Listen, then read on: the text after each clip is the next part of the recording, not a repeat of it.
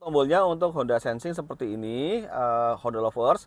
Mengapa saya membuat video ini? Karena memang saat ini populasi atau penjualan dari Honda BR-V yang Sensing ini sangat tinggi sekali.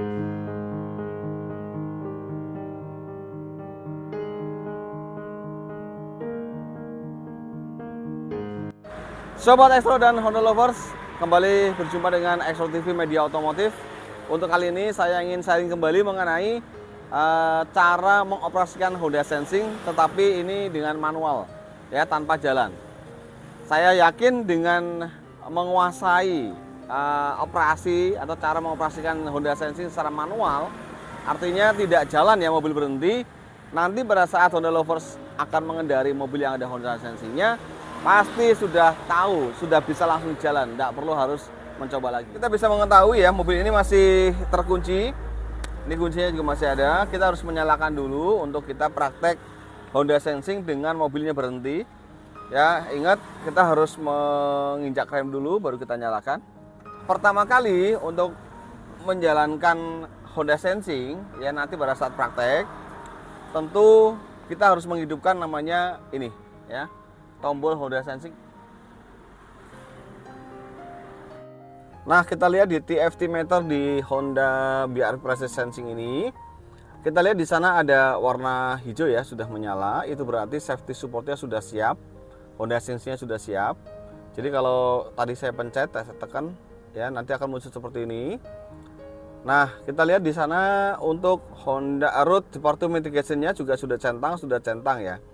Nah, ada beberapa customer juga yang tidak mau mengaktifkan Road Departure Mitigation. Itu boleh-boleh saja, tidak apa-apa. Maka kemudian kita coba klik enter saja.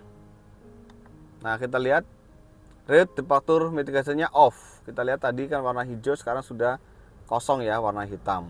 Kemudian yang di sini ada CMBS ya, yang bawahnya itu CMBS. Saya coba kursornya pindahkan ini ya, kita pindahkan. Nah, di sana kemudian kita lihat kalau saya pindah ke atas itu yang Road Departure Mitigation. Saya klik ke bawah ya. Ini saya ulang lagi ya. Klik atas itu untuk Road Departure Mitigation, yang bawahnya adalah untuk Collision Mitigation Braking System atau CMBS. Nah, kita mau on atau off. Kalau kita ini posisinya sudah on ya. Kalau kita mau on ya kita tinggal pencet enternya saja, maka jadi off. Nah, Collision Mitigation-nya mau jadi off. Dua-duanya sekarang sudah kotaknya sudah kosong ya, tadi tidak hijau ya, sekarang sudah kotak kosong. Kalau yang aktif tadi yang ada centang hijaunya, sekarang sudah kosong. Ini artinya sudah off. Nah, itu. Lalu kemudian kita back dulu. Kita akan mencoba untuk menyalakan, ini namanya kita akan standby kan untuk ACC-nya ya guys. Nih. ACC kita tekan, maka kemudian di sana muncul gambar ACC di atas ya. Ini adalah untuk yang LKAS-nya. Kalau kita tekan ini juga sudah standby.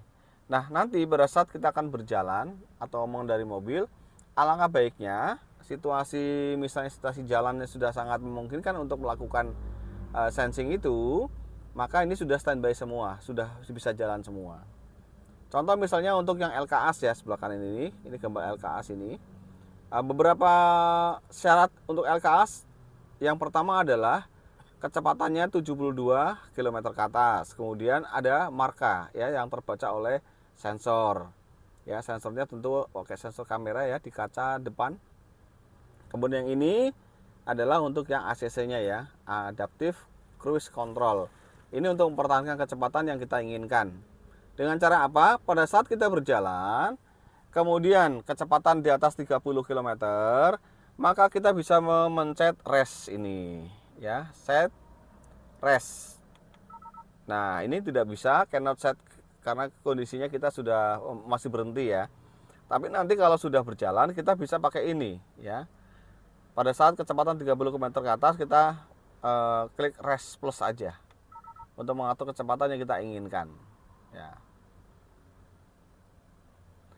Lalu kemudian hal yang lain adalah LKAS ya. Ini otomatis ya. Jadi pada saat mobil kecepatan 72 km ada marka, itu pasti langsung kebaca. kita bisa lepas setir ya, kita bisa lepas setir, ini LKAS ya, Lane Keep Assist System. Jadi untuk mempertahankan jalur, mobil ada dalam jalurnya ya dengan marka yang ada itu. Jadi ada dua marka yang terjaga ya, atau yang terbaca oleh sensor di atas kaca ini ya, sensor kamera. Nah, yang penting lagi di dalam sensing ini tadi udah CMBS sudah. Untuk CMBS sebaiknya selalu di on kan saja. Saya ulang lagi, ini safety supportnya. Oke, kita coba enter sekali lagi.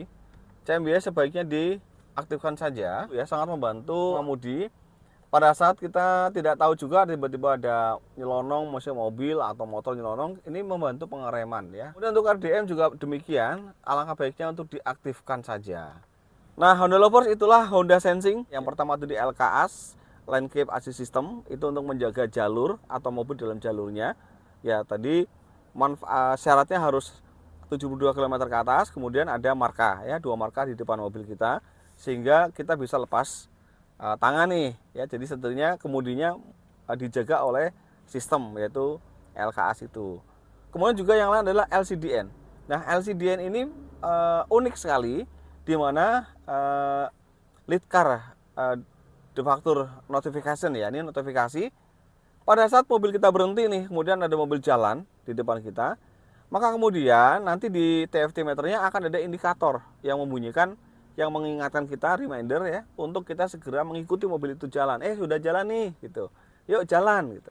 Sekitar 3 meter kurang lebih mobil yang di depan berjalan, kita disuruh jalan. Unik sekali LCDN nih ya. Nah, tadi CMBS sudah ya, membantu pengereman tentunya. Jadi pada saat kita mengendari mobil, tiba-tiba ada yang nyelonong depan kita, mobil ini akan membantu mengerem ya, dan sangat terasa. Dan itu tidak berhenti 0 ya, tapi 25 kecepatan sampai 25 km maksud. Lalu ACC ya, Adaptive Cruise Control. Ini kita bisa setting dengan kecepatan yang kita inginkan. Tentu kita harus melihat jalan raya. Ya, jalan raya ini sedang padat, macet apa enggak. Kalau macet tidak mungkin kita jalankan ACC juga gitu. Ya, dia kecepatan harus 30 meter baru kita setting. Kecepatan misalnya di depan agak longgar, kita coba setting 60 km, maka mobil itu akan melaju dengan kecepatan 60 km. Terjaga kecepatannya. Nah, dia akan turun pada saat di depan mobil ini kita ada mobil nih terbaca oleh kamera. Maka kemudian kecepatan akan menurun. Tetapi tidak bisa mengikuti kecepatan mobil di depannya, itu LSF namanya, low speed follow. Mobil yang ada itu mobil untuk HRV, CRV, Civic itu ada LSF. Kalau untuk BRV tidak dilengkapi dengan LSF ya. Tombol-tombolnya untuk Honda Sensing seperti ini, Honda Lovers. Mengapa saya membuat video ini? Karena memang saat ini populasi atau penjualan dari Honda BRV yang Sensing ini sangat tinggi sekali. Saya yakin bapak-bapak, ibu-ibu sudah memilikinya, masih mungkin bertanya-tanya. Saya ulas lagi kembali, ini tombol-tombolnya. Pertama, tombol ini adalah tombol untuk memencet ya, untuk LKAS. Kemudian ini adalah untuk ACC ya, Adaptive Cruise Control. Kemudian ini untuk mengatur ya, enter itu untuk mengatur posisi yang ada di TFT-nya. Kemudian ini nih ada gambar kayak apa namanya ya, garis-garis ya. Ini untuk mengatur jarak mobil. Pada saat kita mengatur ACC tadi ya, ini kan sudah jalan, sudah aktif ACC-nya. Kemudian kecepatan 30 meter, maka kita pencet set rest ini, ya kan? Nah, kemudian kita bisa mengatur ini. Kalau kita pencet, nah, bisa lihat di TFT meternya. Saya ulang lagi. Kita lihat ya. Nah, di sana kalau kita pencet sekali, itu gambarnya satu strip. Kita bisa atur, bisa kurangi, bisa nambah, ya, ini di atas ini. Gunanya untuk mengatur jarak mobil kita dengan mobil di depan kita. Ini penting sekali pada saat kita mengaktifkan ACC, yaitu Adaptive Cruise Control-nya.